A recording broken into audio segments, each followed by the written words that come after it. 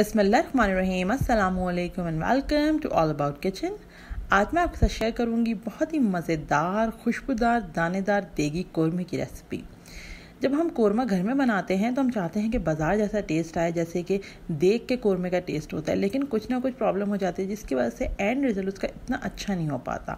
लेकिन इंशाल्लाह जब आप इस वीडियो को देखेंगे तो आप देखेंगे मैंने टाइम टू टाइम इसमें सारी बातें कवर की हैं कि किन चीज़ों को हमें ध्यान में रखना है, तो बिल्कुल ऐसे ही कोरमा हमारे पास बने घर में जैसे कि हम बाज़ार से लेते हैं या हम देग का खाते हैं। तो चलें आज की रेसिपी को स्टार्ट करते हैं।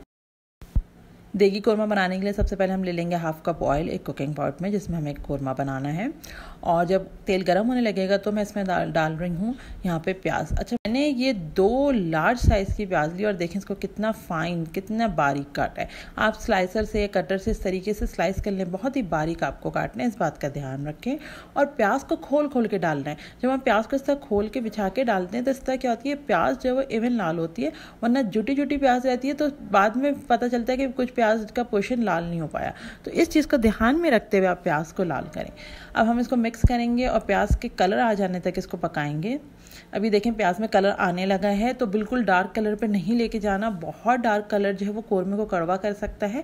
तो देखें बस इस तरह से कलर आ रहा है तो आप या तो चूल्हा बंद कर दें या स्लो कर दें, और उसके बाद इसको इस तरह छन्नी में निकाल के और इसको उसी वक्त वहीं पर छोड़ दें देगची में। और जब इसका ऑयल निकल जाए, देखें इस तरह ऑयल निकल जाए, तो फिर हम इसको प्लेट में फैला लेंगे।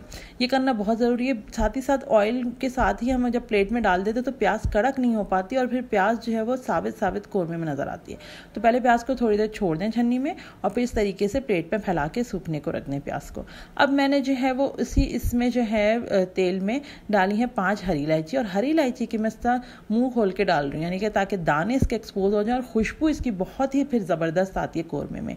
और इसी तरीके से मैंने 4 यहाँ पे लौंगे ले ली हैं, वो डाल दिए हैं, और 2-3 तकरीबन मैंने दालचीनी के टुकड़े ले लिए, उसको मैंने जो है वो तोड़ लिया और ज़्यादा, और फिर मैंने वो डाल दिया। अच्छी खुशबू आने लगी है हमारे पास खड़े गरम मसालों की, तो फिर मैं इसके अंदर डालूंगी 1 टेबलस्पून अदरक लहसुन का पेस्ट। अदरक लहसुन पेस्ट डाल के भुनाई कर रहे हैं। जब भुन गया है अदरक लहसुन का पेस्ट तो मैंने इसके अंदर डालना है 1/2 kg बीफ। मैंने बीफ लिया, आप चाहे तो मटन ले सकते हैं, हड्डी के साथ ले सकते हैं, मैंने हड्डियों के बगैर लिया है। 1/2 kg बीफ लेके अच्छे से भूनेंगे इसको, ताकि बीफ का कच्चापन ख़त्म हो, बिल्कुल इसके अंदर बीफ का पानी ना रहे।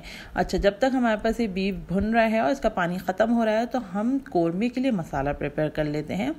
कोरमे का मसाला बनाने के लिए मैंने तकरीबन 1 कप दही लिया है। दही का बहुत ध्यान रखें, दही आपके पास खट्टा ना हो। और मैंने इसके अंदर डाला है 1.5 टीस्पून जो है वो लाल मिर्चों का पाउडर, 1/2 टीस्पून ये मेरे पास जावित्री जायफल का पाउडर था, पाउडर तो नहीं, मैंने उसको दरदरा सा कूट लिया है, वो है, और नमक। बस 3 ही चीज़ें इसमें मसालों में होती हैं। और इसके अलावा हम इसके अंदर एक बहुत अहम चीज़ इस स्टेज पर डालेंगे, वो है क्योड़ा। तो 1 टेबलस्पून क्योड़ा वाटर इस स्टेज पर डालने पर बहुत ही खुशबू ज़बरदस्त आती है कोरमे में।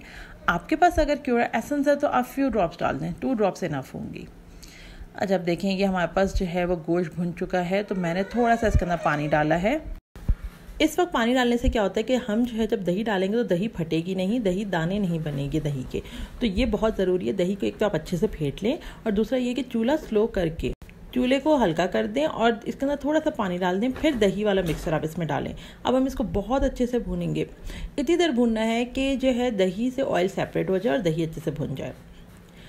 अब ये देखें मैंने काफ़ी देर इसको भून लिया था, भूनने के बाद इसके देखेंगे कंडीशन आ गई। अब समझ में आ जाएगा कि ऑयल सेपरेट हो रहा है, इट्स मीन कि ये डन है। अब हम इसके अंदर तली हुई जो हमारे पास प्याज थी वो डालेंगे।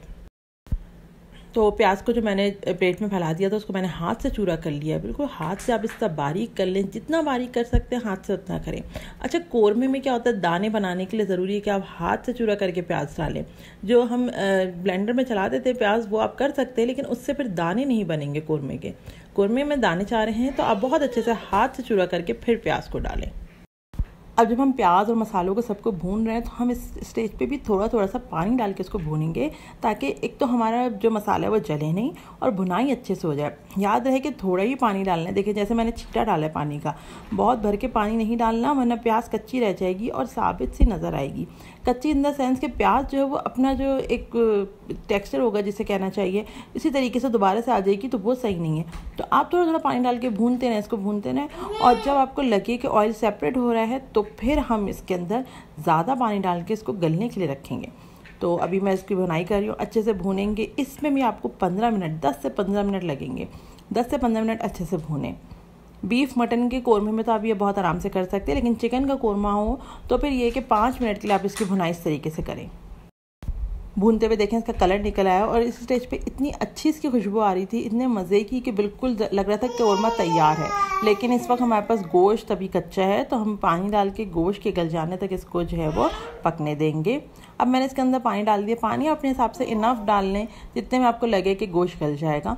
तो 2 गिलास तक आप पानी डाल दें, कवर करके गोश्त के गल जाने तक पकने देंगे। अब हम इसको चेक कर लेते हैं। तो ये देखें मज़ेदार सा कोरमा हमारे पास तैयार है। इस वक्त अगर आपको लगे कि कुछ पानी वगैरह, तो आप बहुत ही स्लो फ्लेम पे इसको जो है वो पानी को सुखा सकते हैं। इस तरह जो है वो तेल भी इसका ऊपर आ जाएगा।